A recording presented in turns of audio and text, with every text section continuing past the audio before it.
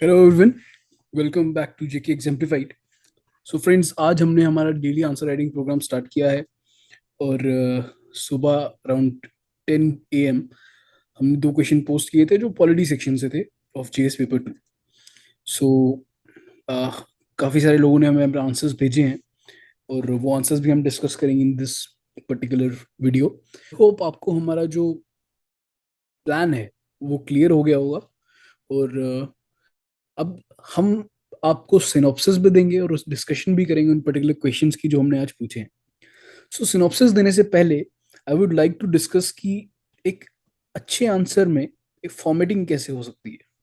Okay, सो आपको पता ही होगा कि आंसर में there is introduction, then there is body and there is conclusion.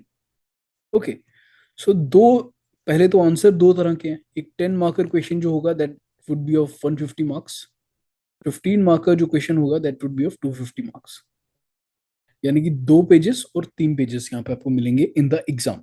Okay, so अब यहाँ पे इंट्रो जो है, so intro basically as a name suggest कि ये आपके एक आंसर का इंट्रोडक्शन है। उन 2-3 लाइनों में आपको ये बताना है कि आप कहना क्या चाहते हैं पूरे आंसर में। ओके, आप एग्जामिनर को उन 2 लाइनों में क्लियर हो जाना चाहिए। ओके, आपको आइडिया है कि क्वेश्चन किस बारे में है। ठीक है, और these have to be your best lines. और यहाँ पे अगर आपको सपोज कुछ नहीं आता, so it's better to write something very basic, very trivial, rather than कुछ ऐसा फैक्ट या फिगर आप लिख लें जिसके कारण बाद में मार्क्स कट सके अगर वो गलत हो तो। ठीक है, सो इंट्रो बहुत सारी तरह से होता है। कई क्वेश्चंस होंगे जहाँ पे डेफिनेशन से इंट्रो हो जाएगा, पॉलिटी में आर्टिकल से इंट्रो हो सकता है, रिपोर्ट कमिटी की रिपोर्ट से इंट्रो हो सकता है, इंडेक्सेस से इंट्रो हो सकता है। ठीक है, as and when we move along in our daily answer writing series हम आपको बताते रहेंगे कि what are different types of intros that can be there. Okay, उसके बाद आती है बॉडी। और इंट्रो जो है ये अगर 10 मार्कर है तो it should be couple of lines, यानी कि 10 to 20 वर्ड्स का इंट्रो होना चाहिए। और अगर सपोज 15 मार्कर है यानी कि 250 वर्ड्स का है तो 30 से 40 वर्ड्स का आपका इंट्रो हो सकता है। ओके, इससे अगर लंबा करेंगे तो बॉडी का जो कंटेंट है, जो मेन कंटेंट है जहाँ से मैक्सिमम मार्क्स आएंगे, वो कॉम्प्रोमाइज हो सकता है और वो हम नहीं चाहते। ओके, सो अनड्यू स्ट्रेस इंट्रो पे देना इंपॉर्टेंट नहीं है। अगर आपको अच्छा इंट्रो आता है वेल एंड गुड, नहीं तो जो आता है और जो आपको पता है कि सही है उसको लिखिए। ओके, देन अबाउट बॉडी, ये आपका मेन कंटेंट है और इसमें जो भी क्वेश्चन में कीवर्ड्स हैं जो हम डिस्कस करेंगे आने वाले क्वेश्चंस में कि यहाँ पे कीवर्ड्स क्या थे। बेसिकली आपको जो क्वेश्चन की डिमांड है उसको हर एक कीवर्ड के बेसिस से डील करना है। Okay, so that's how body is suppose to be. And bodies में आपको जितने arguments in favour, arguments against, ठीक है, स्कीम्स, इंडिसेस वगैरह जो भी आपको उस पर्टिकुलर टॉपिक के रिलेटेड आता है वो आप सबको लिखना है। हम अपनी पूरी सीरीज में I be will be discussing all these things. So next is conclusion. So conclusion is basically it sums up your answer. ठीक है, और कुछ क्वेश्चन में जहां पे सपोज आपको लगता है कि एक मिडिल ग्राउंड है, एक वे आउट है किसी पर्टिकुलर सिचुएशन से, वहां पे आप वे फॉरवर्ड को भी कंक्लूजन बना सकते हैं। Conclusion has to be positive. ठीक है, it has to be encouraging. आपको किस कोई भी प्रमाइस है उसका सॉल्यूशन देने की कोशिश करनी है इन द कंक्लूजन। ओके, अगर वो क्वेश्चन सॉल्यूशन डिमांड करता है तो, अगर नहीं करता तो कंक्लूजन में कोई ऐसा फैक्ट लिखिए, ऐसा रिपोर्ट लिखिए जो आपके पूरे क्वेश्चन को समअप कीजिए करेगा। अब एक दो चीजें और थी कि हमने जो आंसर बुकलेट बनाई है ये बेसिकली एक सिनॉप्सिस है उस टॉपिक का, उस क्वेश्चन का। उस क्वेश्चन के रिगार्डिंग जितने रिलेवेंट फैक्ट्स हैं हम आपको दे रहे हैं। सभी फैक्ट्स आप आंसर में यूज नहीं करेंगे बट क्वेश्चन भी आपको एग्जैक्टली उसी तरह का नहीं आएगा। सो आपका एक टॉपिक बेसिकली ओवरऑल प्रिपेयर हो रहा है। ओके, कई सारी चीजें ऐसी होंगी जो आप क्वेश्चन में नहीं लिखेंगे, इस पर्टिकुलर क्वेश्चन में नहीं लिखेंगे, but may be in the future और इन द एग्जाम आपको वो चीज काम आएगी। That is our our endeavour. हमारा इंटेंशन यही है कि आपको कंटेंट भी साथ में इस तरह से प्रोवाइड किया जाए कि आपका एक पूरा वर्कबुक तैयार हो जाए जिसमें आप लास्ट टाइम रिवीजन करके जाएं और आंसर्स लिख पाए अच्छे वहां पे। Okay, so now let's see the questions. तो पहला क्वेश्चन जो था कि explain the rational and procedure of state formation in India. Okay, rational का मतलब कि रीजन क्या था, रीजनिंग क्या थी behind formation of state in India, जो डिफरेंट स्टेट्स बनाई। अब इसमें देखिए, पहले किसी भी क्वेश्चन में, कोई भी क्वेश्चन आपको है ना, वहां पे आपको कीवर्ड ढूंढना है। सो यहाँ पे कीवर्ड क्या है? One is rational, second is procedure, and state formation. ठीक है, इन तीन चीजों को आपने ध्यान में देना है। और पूछा क्या गया है कि एक्सप्लेन कीजिए। एक्सप्लेन का क्या मतलब है? पॉजिटिव, नेगेटिव, ये सब चीजें अगर किसी क्वेश्चन में है तो उसको विद एग्जांपल्स आप बताएं।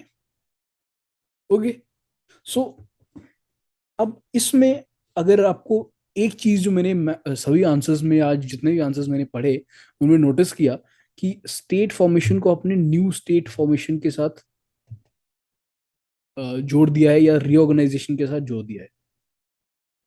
बट यहाँ पे ये नहीं बताया गया कि न्यू स्टेट्स या रीऑर्गेनाइजेशन के बारे में स्पेसिफिकली बात हो रही है। एक पॉइंट जो आप ऐड कर सकते हैं इस क्वेश्चन में वो ये है कि इंडिया ने फेडरल स्ट्रक्चर यानी कि स्टेट्स क्यों चुनी। India as a single country with no states क्यों नहीं काम किया? काफी सारी कंट्रीज हैं जो इस तरह से ही काम करती हैं, प्रोविंशियल प्रोविंसेस बनते हैं, वहां पे स्टेट्स नहीं बनती, या फिर स्टेट की गवर्नमेंट नहीं है, for example UK. Okay, so India ने फेडरलिज्म क्यों चूज किया, ये भी एक पॉइंट था जो आपको ऐड करना चाहिए था। Most of you have not. So देखिए, आंसर राइटिंग का पर्पस ही यही है कि आपको पता चले कि क्वेश्चन में कितनी तरह से सोच सकते हैं। ऑलराइट, सो अब इस क्वेश्चन का इंट्रो अगर देखिए तो मेरे मेरे हिसाब से यहाँ पे दो तरह से इंट्रो कर सकते थे आप, और भी काफी तरीके होंगे, बट मेरे दिमाग में अभी दो ही तरीके थे। पहला, आप आर्टिकल 2 और 3 के बारे में बता सकते थे कि इससे पार्लियामेंट को कैसे एम्पावर होती है टू फॉर्म न्यू स्टेट्स, या फिर स्टेट की बाउंड्रीज चेंज करने के लिए। ठीक है, काफी सारे लोगों ने ये अडॉप्ट अप्रोच की है। अच्छा आंसर राइटिंग का स्टार्ट है इस पर्टिकुलर अप्रोच से। या फिर आप एक हिस्टोरिकल कॉन्टेक्स्ट भी ले सकते थे, यानी कि हिस्ट्री में इंडिया में स्टेट फॉर्मेशन या रीऑर्गेनाइजेशन का कैसे प्रोसीजर स्टार्ट हुआ। यहाँ पे आप फेडरलिज्म के बारे में भी बात कर सकते थे, जो मैंने आगे बॉडी में बात की है उसको आप यहाँ पे भी इंक्लूड कर सकते थे कि इंडिया ने एक फेडरल पॉलिटी क्यों चूज की, क्या रीजंस थे कि इंडिया एक फेडरल सिस्टम बना रादर देन यूनिटरी सिस्टम। उसके रीजंस थे कि एक तो डाइवर्सिटी बहुत ज्यादा थी, ठीक है, रीजनल एस्पिरेशंस थी, देन लोकल लेवल पे जो गवर्नेंस है वो लोकल इश्यूज को बेटर एड्रेस कर सकती है। ठीक है, सो ये सब पॉइंट्स आप अगर लिखते तो एक अच्छा आंसर बन सकता था। और एक और चीज मैं बताना चाहता हूँ कि there is no one way out, खासकर इंट्रो और कंक्लूजन में। There can be multiple intros and multiple conclusion for the same topic. वो जैसे आप आंसर राइटिंग प्रैक्टिस करेंगे वो चेंज भी होगा, बेटर भी होगा। सो हमारा पर्पज ये है कि आपको ऑप्शंस दिए जाएं, आपको बताया जाए कि आपका इंट्रोडक्शन या कंक्लूजन क्या बेटर हो सकता था, क्या चीज वहां पे फिट नहीं बैठ रही, वो ज्यादा इंपॉर्टेंट है एज कम्पेयर टू कि बेटर क्या हो सकता है। बेटर तो कुछ भी हो सकता है, बट जो चीज आउट ऑफ कॉन्टेक्स्ट है, क्वेश्चन का कॉन्टेक्स्ट समझना is very important. That is why we have given this section of demand of the question. So जो बच्चा कॉन्टेक्स्ट समझ गया और कीवर्ड्स को हैंडल कर जाएगा, वो अच्छा आंसर्स को लिखेगा। ओके, सो अब बॉडी में अगर हम आए तो रैशनल क्या होगा? पहले तो मैंने फेडरल सिस्टम के रैशनल के बारे में बताया, जो मैंने ऊपर बताया आपको कि एक डाइवर्स कंट्री है, और डाइवर्सिटी को अकोमोडेट करने के लिए आप जितना लोकल लेवल पे पावर दें, जितना लोगों को एम्पावर करें, उतना आपके लिए इंपॉर्टेंट है। ठीक है, ये डेमोक्रेटिक डिसेंट्रलाइजेशन के भी फेवर में है। Alright, then state governments are best equipped to deal with local issues, while a common center ensures that unity and integrity is maintained. सो ये आपने सॉर्ट ऑफ बता दिया कि क्यों हमने फेडरल सिस्टम चूज किया, और यूनिटरी सिस्टम, हमारी जो यूनियन गवर्नमेंट है वो क्या काम कर रही है और स्टेट गवर्नमेंट क्या काम कर रही है। ठीक है, सब चीजें अगेन नहीं लिखनी है, ये एक कॉन्टेक्स्ट के लिए है कि आपको कल इस तरह का कोई क्वेश्चन आए, सो आप एक अलग डायरेक्शन में जाके भी सोच सोच सकें। ओके। और उस टाइम पे ये सोचना मुश्किल हो जाएगा, क्योंकि हम जो स्टैंडर्ड बुक्स पढ़ते हैं उनमें आपको कई बार इन तरह के आंसर्स के लिए प्रिपेयर नहीं किया जाता। Then next is to accommodate diverse set of cultural, economic, developmental aspirations of various group of citizens in India, while also taking into account the administrative efficiency. So, अब इंपॉर्टेंट बॉडी में ये था कि मैं दोनों को टारगेट करूं। पहले मैंने किया कि आई बी टारगेटिंग द रैशनल, क्योंकि क्वेश्चन में पहले वो पूछा गया था। और बेस्ट आंसर्स वही होते हैं जहां पे आप सब हेडिंग देके क्वेश्चन के जितने कीवर्ड्स हैं, जितने क्वेश्चन की डिमांड है, हर एक टॉपिक, हर एक पॉइंट को पर्टिकुलरली अलग से टैकल करें। ओके क्यों? क्योंकि इससे एग्जामिनर के लिए भी इजी होता है, आपका जो आंसर है दैट लुक्स मोर प्रेजेंटेबल, और जो दिखने में अच्छा रहेगा और कंटेंट भी अच्छा होगा, डेफिनेटली आधा एक नंबर ज्यादा मिलने के चांसेस ज्यादा रहते हैं। ओके। देन अब जो मैंने ऊपर कहा उसका स्पेसिफिक बेसिस, यानी कुछ एग्जांपल्स अगर मैं दूं कि एक तो डिस्पैरिटी इन इकोनॉमिक डेवलपमेंट जो है वो एक रीजन हो सकता है। इसका क्या है, झारखंड छत्तीसगढ़ वगैरह इसी रीजन से बने थे। ठीक है। कल्चरल और एथनिक फैक्टर्स भी हो सकते हैं, कि लिंग्विस्टिक रिऑर्गेनाइजेशन सपोज हो गई, या नॉर्थ ईस्ट में एथनिसिटी या कस्टम्स या ट्रेडिशंस की सिमिलैरिटी होना लोगों को एक यूनिफाइंग फोर्स होता है। ठीक है। सो नॉर्थ ईस्टर्न स्टेट्स थी, आंध्र प्रदेश थी, they were created on these lines.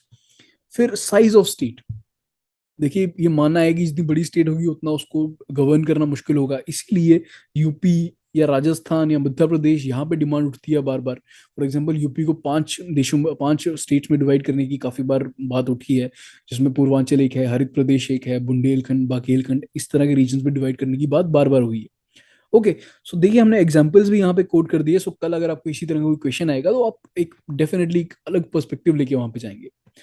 Then resource base, ये भी एक फैक्टर है कि आप जो नई स्टेट बना रहे हैं और मदर स्टेट जो है, दोनों की इकोनॉमिक वायबिलिटी रहनी चाहिए। फॉर एग्जाम्पल अगर एक मैं नई स्टेट क्रिएट कर रहा हूँ आउट ऑफ एनी स्टेट, अगर मैं कर्नाटका से कूर्ग का रीजन अलग कर रहा हूँ, तो वहां पे अगर जो नया रीजन बन रहा है वो अपने आप को सस्टेन ही ना कर पाए और हमेशा डिपेंडेंट रहे on the demands of centre, on the grants of centre, so वो एक हेल्दी सिनेरियो नहीं होगा, और अल्टीमेटली गवर्नेंस सफर करेगी, जिसके कारण इकोनॉमिक डिस्पैरिटी बढ़ेगी, सोसाइटी में इनइक्वालिटी बढ़ेगी, क्राइम रेट बढ़ेगा, इलिटरेसी बढ़ेगी। ये सब चीजें जो एक अच्छी जो एक स्टेट के लिए और एक नेशन के लिए सही नहीं है। ठीक है। फिर इंटरनल सिक्योरिटी भी एक रीजन हो सकता है, जो जेएनके की जो बाइफिकेशन हुई या फिर जेएनके को अलग एक यूटी बनाया गया, कई बार ये भी एक आर्ग्यूमेंट आता है। ठीक है। सो अब मैंने ये सब बता दिया, इसके बाद यू शुड से कि काफी सारे हिस्सों से अभी भी डिमांड आ रही है नई स्टेट्स बनाने की। देखिए मैंने बताया था कि दो तरह से आपको हैंडल करना है, एक तो नई स्टेट्स बनाने के, और एक पुरानी स्टेट जो बनाई उसके लिए क्या रीजन था। और पुरानी स्टेट जो बनाई उसमें स्टार्टिंग से हमने बताया कि इंडिया ने एक फेडरल मॉडल, इंडिया ने स्टेट्स की तरफ देखा ही क्यों। ओके। एक सेंटर ही क्यों नहीं रखा, तो इतना बड़ा देश था, नहीं हैंडल कर पाए। सो आज कौन सी डिमांड्स है प्रोमिनेंट, उनमें से हैं गोरखालैंड, सौराष्ट्र, मरु प्रदेश है राजस्थान में, बोडोलैंड है, विदर्भ है महाराष्ट्र में, तुलुनाडु और कोडगु है कर्नाटका में, सिमिलरली कूर्ग भी है कर्नाटका में जहां से डिमांड आती है। So this was about rational. अब आपको ये पूरा लिखने का टाइम भी नहीं होगा, और जरूरत भी नहीं होगी। ठीक है। अगर सिमिलर क्वेश्चन आता है, आप सपोज 7 की जगह 2 एग्जाम्पल लिखिए, यहाँ पे जो ये 7-8 थीम्स हैं इनको क्लब करके 2 थीम्स में डिवाइड कर दीजिए। Okay. So that is how you answer. हमारा यहाँ पे आपकी आंसर राइटिंग भी ब्रशअप होगी, सेकेंडली कंटेंट भी क्रिएट होगा।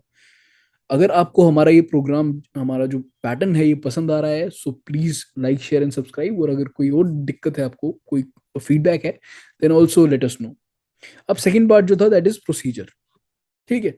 सो अब इसमें मैंने बताया Indian constitution empowers the union government to create new states out of the existing state, और merge 2 or more states, और even add more states, article 2 का यहाँ पे मेंशन कर सकते हैं।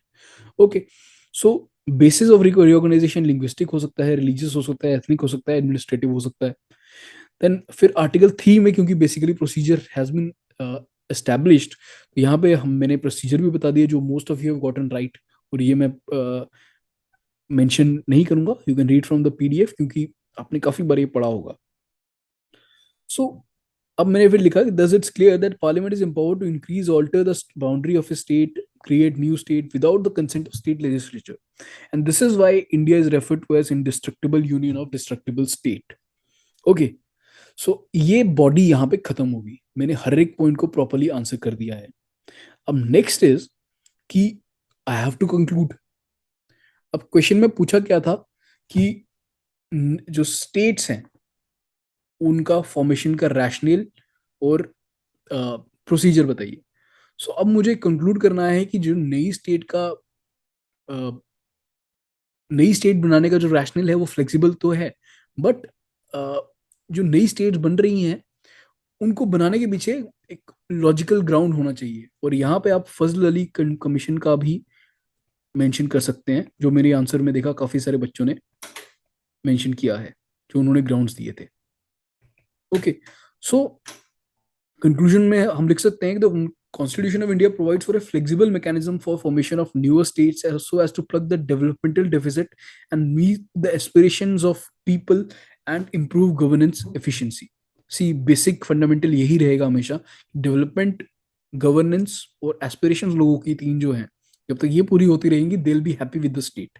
जब ये पूरी नहीं होंगी तब बाकी जितने सारे फैक्टर्स हैं वो इतने हावी हो जाएंगे कि they will start demanding a new state. इसी तरह से सेपरेटिज्म भी बढ़ता है सोसाइटी में.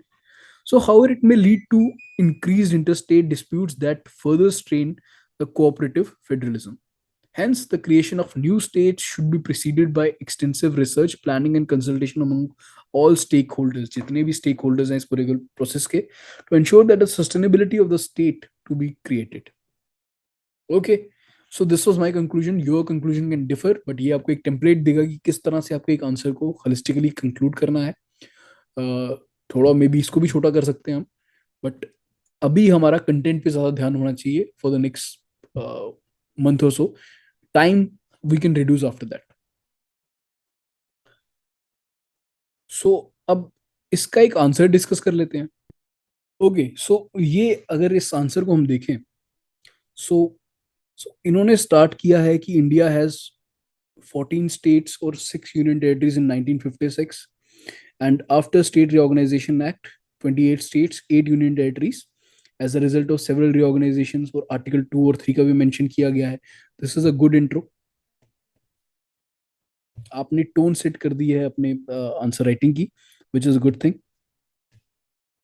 And उसके बाद see यहाँ पे next you have started the body, और body में you have started with rationale. Okay, and the vast geographical expanse of the country, administrative convenience, preservation of language and culture, equitable growth, ethnic consideration. See, आपने point तो लिख दिए, but this is a 15 marker question and you have to explain as well.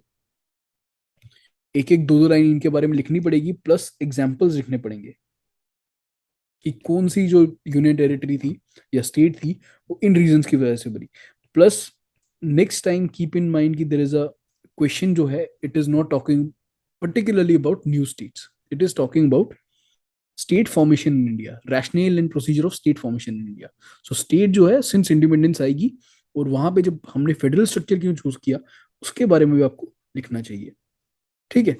So next अगर हम देखें, procedure is good. Article 2 आपने mention किया, article 3 mention किया, देन आर्टिकल 3 की जो कंडीशंस हैं वो भी मेंशन किया आपने. So procedure wise this answer is good. Now next also आपने limitations भी बता दी जो हमने डिस्कस की पहले. आर्टिकल 2 and 3 पे आपने स्ट्रेस किया, आर्टिकल 4 के बारे में भी आपने मेंशन कर दिया. So overall procedure wise this answer is quite good. Now इसके बाद था हमारा कंक्लूजन. कंक्लूजन में आपने फजल अली कमीशन की रिपोर्ट को मेंशन किया है. So overall conclusion is good. Procedure wise the procedure part of the answer is good and your conclusion is also very crisp. Okay, so conclusion आपका अच्छा है. बस आपको ध्यान में रखना था कि रैशनल जो है उसको आपको ज्यादा एक्सप्लेन करना था. Rest it's a good answer. Value addition की जो हमने सॉल्यूशन दिया है वहां से कुछ चीजें ऐड कर सकती हैं, but otherwise it's very good answer. Okay, अगर इस क्वेश्चन में देखिए अगेन यहाँ पे answer has been starting with article 3 which is a good choice. आपने प्रोसीजर पे ज्यादा स्ट्रेस किया है. सी, जब तक आप आंसर की क्वेश्चन की हर एक पार्ट को अच्छे से नहीं एड्रेस करेंगे तो आपके मार्क्स अच्छे नहीं आएंगे. सपोज ये 15 मार्कर होता तो आपको यहाँ पे 4 या 5 से ज्यादा नंबर नहीं मिलते, क्योंकि आपने दोनों जो पार्ट्स हैं उनको प्रॉपरली एड्रेस नहीं किया है. Then you have written about two conditions. Okay, this part is fine. It's a very good answer up till now. Opinion of state is not binding. Okay. UP Legislative Assembly once passed a resolution calling for discussion of UP into 4 states, but procedure for formation of new state provided in Article 3 that states. Okay, see this portion, ये जो particular चीज है ये out of context है. आपको इस example देने की जरूरत ही नहीं है. अगर सपोज आप रैशनल भी लिखती इसमें, तो इसमें आपके पास स्पेस और टाइम ही नहीं बचता कि आप इसको प्रॉपरली जस्टिफाई कर पाए. Okay, so that is why I would say कि this part should not have been written. Okay, rest अगर आप इसको रैशनल में यूज करती हो और एग्जाम्पल की तरह यूज कर रही हैं, so maybe you can do it, but ये आउट ऑफ कॉन्टेक्स्ट है. This does not help your case. आपका टाइम वेस्टेज होगा यहाँ से. ठीक है, सो आप ऊपर वाला जो आपने प्रोसीजर पार्ट लिखा that was quite good. You also mentioned Andhra Pradesh, यहाँ पे गांधी का लिंग्विस्टिक रिऑर्गेनाइजेशन पे. अगेन आपने यहाँ पे जो फेडरल स्ट्रक्चर चूज करने का रीजन जो था वो थोड़ा उस पर स्ट्रेस नहीं किया, और रैशनल को you have totally ignored. So try and at least जितना आपको पता है उतना आप सोच के लिखिए. दोनों पार्ट को जब तक एड्रेस नहीं करेंगे तब तक आंसर अच्छा नहीं मिलेगा. ठीक है, देन धार कमेटी वगैरह के बाद आपने कर दिया, और क्वेश्चन का जो कंक्लूजन है that needs to be addressed too. So keep these things in mind. आप अच्छी डायरेक्शन में जा रही हैं and you will write definitely write a very good answer. Now अगर हम दूसरा क्वेश्चन देखें, दूसरा क्वेश्चन डिस्कस करें, सो दूसरा क्वेश्चन है discuss the important flexible and rigid features of Indian constitution which make it a living document while maintaining the sanctity of its core values. See again, कोई भी क्वेश्चन अगर आप पढ़ रहे हैं पहले देखिए कि क्वेश्चन का कीवर्ड्स क्या है. कीवर्ड्स क्या है यहाँ पे? Flexible and rigid features, living document and sanctity of its core values. Core values एक कीवर्ड है. ओके, और इस क्वेश्चन की डिमांड क्या है, कॉन्टेक्स्ट क्या है, वो यहीं से आपको समझ आएगा. ठीक है, सो डिमांड क्वेश्चन की है कि what do you mean by living document. Living document का मतलब क्या है?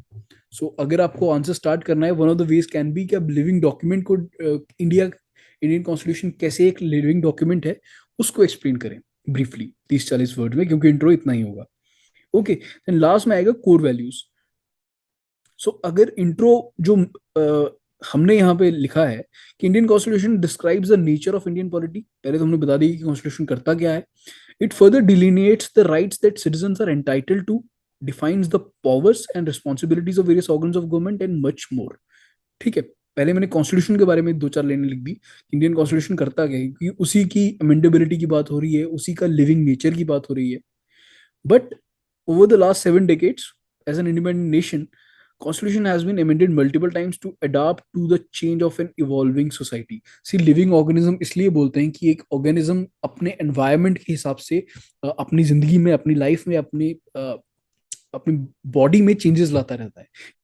सिमिलरली इंडियन कॉन्स्टिट्यूशन जिस तरह से सोसाइटी चेंज होती है वैसे ही अपने आप में चेंजेस ला सकता है, और चेंजेस लाने का एजेंट कौन है? पार्लियामेंट. और इसको रेगुलेट करने के लिए क्या है हमारे पास? जुडिशरी. देखिए, जो भी आप क्वेश्चन पढ़ रहे हैं सबसे पहले उसके बारे में कुछ चीजें सोचिए कि आपको क्या क्या पता है और कॉन्टेक्स्ट में क्या बैठ रहा है. क्वेश्चन का कॉन्टेक्स्ट समझ लिया तो आधी गेम वहीं खत्म है. ट्रस्ट में, क्वेश्चन जितना मर्जी डिफिकल्ट लगे, बट कॉन्टेक्स्ट अगर समझ लिया तो वहां पे आपको अच्छे मार्क्स मिल जाएंगे. सो बॉडी में अगर हम देखें तो यहाँ पे हम बात करेंगे rigid and flexible features. So rigid features की अगर मैं बात करूं, सो इंडियन कॉन्स्टिट्यूशन की कुछ ऐसे वैल्यूज हैं, कुछ ऐसे प्रोविजंस हैं जो वायलेट नहीं हो सकते, और उनके लिए स्पेशल प्रोसीजर चाहिए अमेंडमेंट का, और यही डेफिनेशन है एक रिजिड कॉन्स्टिट्यूशन की. सिमिलरली कुछ प्रोविजंस हैं which can be changed by simple majority, यानी कि एक ऑर्डिनरी लॉ की तरह, thus making it a flexible constitution. ठीक है, सो इंडियन कॉन्स्टिट्यूशन मैंने फिर आगे लिखा, it is a synthesis of rigidity and flexibility. Alright, देखिए एक फ्लो बन रहा है आंसर में कि पहले मैंने रिजिड डिफाइन किया, फिर फ्लेक्सिबल डिफाइन किया, फिर मैंने डिफाइन किया कि okay it is a synthesis of flexibility and rigidity. ठीक है, और फिर मैंने एग्जांपल भी दे दी कि amendments under article 365 requires special majority of the houses of the parliament with certain features requiring the ratification of states. जहाँ पे फेडरल नेचर चेंज होगा वहां पे रेटिफिकेशन चाहिए होगी। और मैंने नीचे एग्जाम्पल भी कोट कर दी कि अगर मैं प्रियम्बल में कुछ चेंज करना चाहूंगा तो स्पेशल मेजोरिटी से पास होना चाहिए। Okay. On the other hand, there are many provisions which require just simple majority and outside of article 368। For example, पिछले क्वेश्चन में जो हमने डिस्कस किया कि article 3 require simple majority. See, आपने कोई आर्ग्यूमेंट दिया ना, तो उसको जस्टिफाई करने के लिए आप कोई एग्जांपल दे देंगे, सो आपके क्वेश्चन में एक अलग क्वालिटी निखर के आएगी और वो एग्जामिनर को हमेशा अच्छी लगेगी। ठीक है। सो ये अप्रोच आप पढ़ते हुए भी रखें कि ये एग्जाम्पल, सपोज आप कोई न्यूज पढ़ रहे हैं, कोई आर्टिकल पढ़ रहे हैं, ये मैं कहाँ यूज कर सकता हूँ। ऑलराइट। सो उसके बाद अब नेक्स्ट मेरा जो पॉइंट था वो ये था कि किस तरह से ये फ्लेक्सिबिलिटी जो है वो एक लिविंग डॉक्यूमेंट बनाती है इंडिया को, ये ब्लेंड जो है। सो मैंने ये लिखा कि this blend of rigidity and flexibility ensures that Indian constitution stays abreast with the changes, with the changing nature of Indian society, while ensuring that the core values of Indian constitution as imagined by founding fathers, most of the values जो हैं they were drafted in the constituent assembly, and founding fathers are figures like Nehru, Patel, Gandhi, Ambedkar etcetera, जो उस constitutional amendment के, जो उस constitutional assembly के part थे। और उनकी विजन जो है मोर और लेस अभी तक चलती आ रही है, कुछ अमेंडमेंट्स हुई है, कुछ चेंजेस हुई हैं। सो इस चीज को एक basically continuity with change is the theme of this question.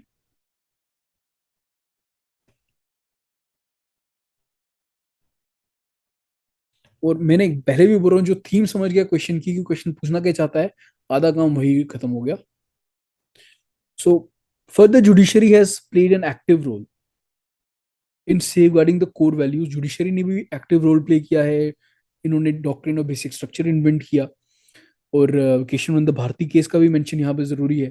So example फिर से मैंने दिया कि secularism is a part of basic structure, और any constitutional amendment that violates the secular nature of Indian polity may be deemed violative of basic structure and hence unconstitutional. So इस तरह का आपका आंसर होना चाहिए। अलग तरह से आप लिख सकते हैं, बट ये पॉइंट्स होने ही चाहिए। इसके अलावा कोई अगर आपका अच्छा पॉइंट है और आपके पास टाइम है तो आप लिखिए। सो कंक्लूजन में मैंने लिखा कि diverse and growing country like India cannot afford to be bridled by a too rigid or too flexible constitution. Thus, this blend of rigidity and flexibility can ensure a stable polity that keeps up with the changing sands of time. Okay, so this was the basic idea of how an answer should be written. ये हमारा एक template है। Basic जितने points इस answer के लिए चाहिए थे, we have written those down.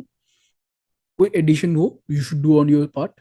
एक और चीज मैं सजेस्ट करूंगा कि you keep all these notes, both जो आप लिख रहे हैं और जो हम सोल्यूशन प्रोवाइड कर रहे हैं विद योर सेल्फ, ये बाद में आपके काम आएंगे विद रिविजन।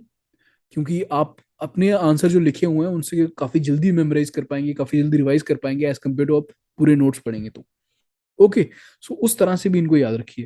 मैंने एक आंसर डिस्कस करते हैं जो काफी अच्छा लगा हमें, एंड दैट सेज, अब इंट्रो देखिए यहाँ पे कितना क्रिस्प इंट्रो है। क्रिस्प इंट्रो से मेरा मतलब है कि ज्यादा इधर उधर की बातचीत खींचावानी नहीं, सीधे टू द पॉइंट, पुल्स आई स्टार्ट करना। मैंने स्टार्ट किया था living document. This person she started with rigid and flexible, ठीक है। And it says that a rigid constitution is one which requires a special procedure. Basically define कर दिया कि रिजिड क्या है और फ्लेक्सिबल क्या है। Same means as ordinary law, for example British Indian constitution. So this is important, आपने example भी दे दी और एग्जामिनर का इंटरेस्ट डेवलप हो गया कि रिजिड और फ्लेक्सिबल कॉन्स्टिट्यूशन में डिफरेंस क्या है। She knows what she is writing. Okay, then article 368 पे you have directly jumped on, and you said article 368 provides two types of amendments, ठीक है। सम बाय स्पेशल मेजॉरिटी, वो भी डिफाइन कर दिया, and some by simple majority. Okay, so up till now आपने दो aspects इस क्वेश्चन के डील किए हैं, पहला ये और दूसरा लिविंग डॉक्यूमेंट पे you are working. So some flexible features आपने बता दिए, ठीक है। Formation of new states, evolution creation of legislative council, quorum of parliament, etc. Okay, fine. Then this constitution is the living document. We can change it, re-examine it according to the changing situation and circumstances of society. Absolutely. See, this particular paragraph is what I was looking for. ये एक connection है between two keywords, और ये आपके answer को context में ला रहा है कि शी इज नॉट टॉकिंग कि भाई इंडिया फ्लेक्सिबल है और लिविंग डॉक्यूमेंट है, बट दोनों को जोड़ दिया कि इस तरह से फ्लेक्सिबिलिटी इसको लिविंग डॉक्यूमेंट बनाती है, ठीक है। And I and next is the power to amend the constitution is not absolute, and the famous Kesavananda Bharati case of 1973 gave this doctrine of basic structure which stated that parliament cannot amend the basic features of Indian constitution, thus it maintains sanctity of core values. It's a very good answer. Okay, कुछ अगर changes करनी है तो आपको solution में से context मिल जाएगा. I don't see much to be change here. Maybe conclusion थोड़ा बेटर कर सकते थे, but with practice definitely you will write the even better answer.